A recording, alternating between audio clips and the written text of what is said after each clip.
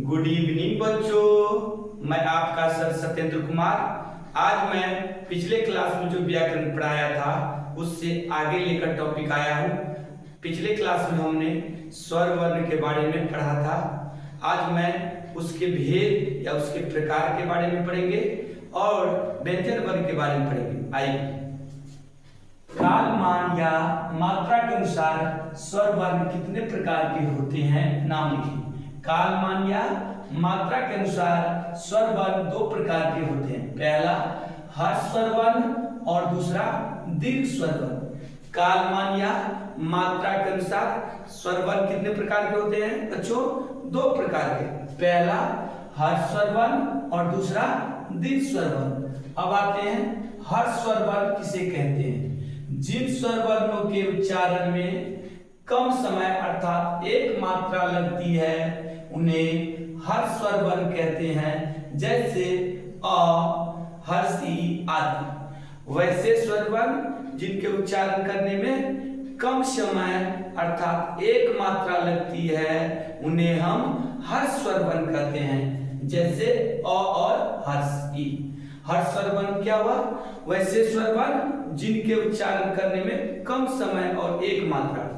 और जो है इसका उच्चारण करेंगे तो कम समय लगेगा और इसमें मात्रा कितनी है? एक। इसी प्रकार हर्षी जो है इनका उच्चारण करेंगे तो कम समय लगेगा और मात्रा एक। आगे देखते हैं दीर्घ स्वर वर्ण किसे कहते हैं? दीर्घ स्वर वर्ण किसे कहते हैं? जिन स्वर वर्णों के उच्चारण में अधिक समय अर्थात दो मात्राएं लगती हैं उन्हें दीर्घ स्वर वर्ण कहते हैं, जैसे आ, दीर्घ ई।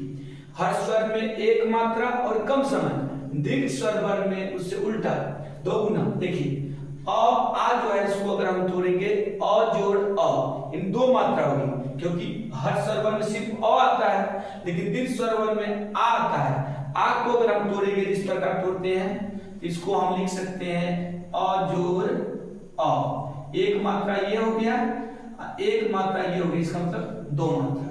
और इसका उच्चारण भी करेंगे तो थोड़ा तेज करेंगे, जैसे इसको बोलेंगे अ, इसको पढ़ेंगे आ, इसको पढ़ेंगे हर्ष ई, इसको पढ़ेंगे दीर्घ ई। जैसे दीर्घ ई में लेते हैं,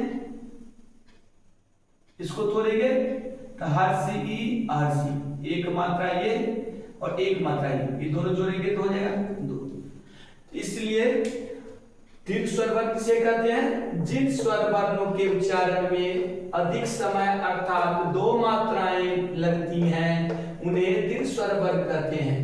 यानी दीर्घ स्वर वर्ण वे स्वर वर्ण हैं जिनके उच्चारण में अधिक समय लगता है और जिनमें दो मात्राएं लगती हैं उन्हें दीर्घ स्वर वर्ण कहते हैं। जैसे हर्ष स्वर वर्ण के इसको पढ़ेंगे अ, इसको पढ़ेंगे आ, इसको पढ़ेंगे हर्षी, इसको पढ़ेंगे दीर्घ ई।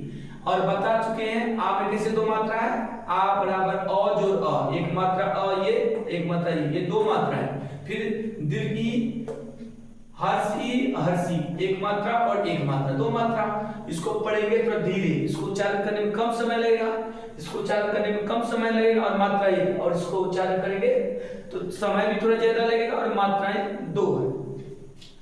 अब इसको हम मिटा देते हैं। अब यहाँ पर आगे टॉपिक देखते हैं व्यंजन वर्ण किसे कहते हैं, क्योंकि चूंकि स्वर वर्ण के बारे में हम लोग पढ़ चुके हैं। अब व्यंजन वर्ण किसे कहते हैं? वे वर्ण जिनका उच्चारण स्वर वर्णों की सहायता के बिना नहीं हो सकता है उन्हें व्यंजन वर्ण कहते हैं, जैसे क, च, ट आदि।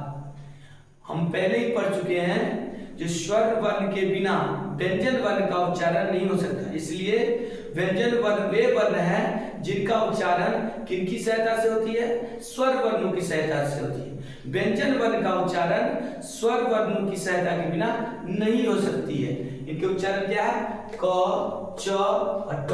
और स्वर वर्णों के बारे में हम लोग पढ़े हैं, स्वर वर्णों का उच्चारण किसी दूसरे वर्णों की सहायता से नहीं होती है, अर्थात वो स्वतंत्र है, वो खुद ब खुद अपने आप उच्चारण होता है, किसी दूसरे वर्णों की सहायता नहीं लेनी पड़ती है। लेकिन व्यंजन वर्ण के उच्चारण करने में स्वर वर्णों की सहायता लेनी ही पड़ती है।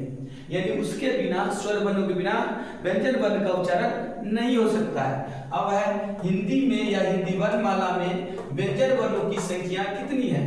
हिंदी में व्यंजन वर्णों की संख्या 33 है। इसके आगे की क्लास में हम आगे की टॉपिक पढ़ाएंगे। Thank you. अगर आपको यह वीडियो अच्छी लगी हो तो आप हमारे Facebook page engineer Satyendra Kumar पर देख रहे हैं तो इसे लाइक करें, शेयर करें, कमेंट करें। अगर आपको अच्छा लगे तो अच्छा कमेंट करें, इससे हमें और एनर्जी मिलती है और उत्साह के साथ मैं वीडियो बनाऊंगा।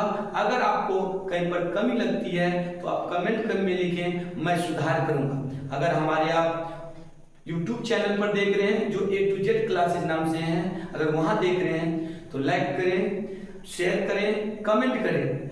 अगर आप पहली बार देख रहे हैं तो इसको सब्सक्राइब करें। Thank you.